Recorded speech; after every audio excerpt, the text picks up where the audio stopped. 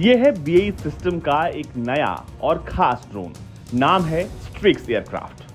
BAE system ने इसे बनाया है और ऑस्ट्रेलिया में एवलॉन एयर शो के दौरान इसका उद्घाटन हुआ। अब ऐसे में सवाल उठता है कि इतने सारे ड्रोन्स तो पहले से मौजूद हैं, ये कैसे खास है? BAE सिस्टम दावा करती है कि ये ड्रोन अब तक के बने तमाम ड्रोन से अलग है और ये एक नया अनक्रूड मिलिट्री एयरक्राफ्ट है जिसका डिजाइन और मैन्युफैक्चरिंग और इसे आर्म्ड ऑस्ट्रेलिया में किया गया है। अगर इसके डायमेंशन की बात करें तो ये 2.6 मीटर बाई 4.5 मीटर इसकी पूरी डायमेंशन है, यानी 8.5 फुट से लेकर 14.5 फुट के बराबर इसका पूरा जो है वो डायमेंशन है। स्ट्रिक्स एक अनक्रूड एयर सिस्टम है और इसका उद्घाटन हुआ एवलॉन एयर शो के दौरान।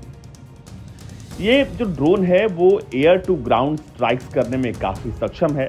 सर्विलांस और रिकॉनेसेंस में ये काफी ज्यादा अहम भूमिका निभाएगा। साथ ही साथ ये हाई रिस्क इन्वायरमेंट में काम कर सकता है। BAE सिस्टम दावा कर रही है कि इस ड्रोन को 2026 तक वो लॉन्च कर देगी।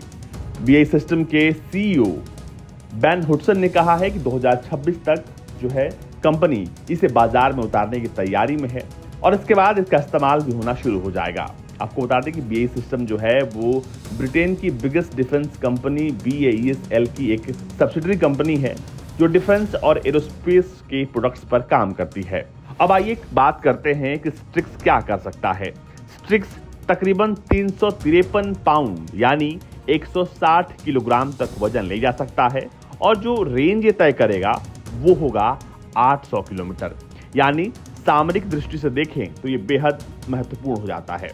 अब इसमें जो सबसे खास बात है वो ये कि ये ड्रोन पहले तो वर्टिकली टेक ऑफ करता है और फिर ये आसानी से कन्वेंशनल एयरक्राफ्ट यानी फिक्स्ड विंग की तरह भी उड़ता है। यानी इसमें फ्लाई करने के 2 मोड्स हैं और ये जो स्विचिंग है वो हवा में होती है। यानी पहले ये जमीन से जब ये टेक ऑफ करेगा तो वर्टिकली करेगा और फिर इसके बाद जब जैसे वो ऊपर जाएगा फिर वहां पर स्विच करके वो एक नॉर्मल प्लेन की तरह उड़ान भरेगा। अब कहा जा रहा है कि इसको किसी भी शिपिंग कंटेनर में आसानी से रखा जा सकता है। यानी इसका जो इस्तेमाल है वो काफ़ी हैंडी है और ये एक बहुत ही खास मिलिट्री अनक्रूड एयर सिस्टम है। इसे ड्रोन ना कह के एक एयर सिस्टम कहा जा रहा है जो कि आने वाले वक्त में सेनाओं के इस्तेमाल आएगा। ब्यूरो रिपोर्ट, भारत तक।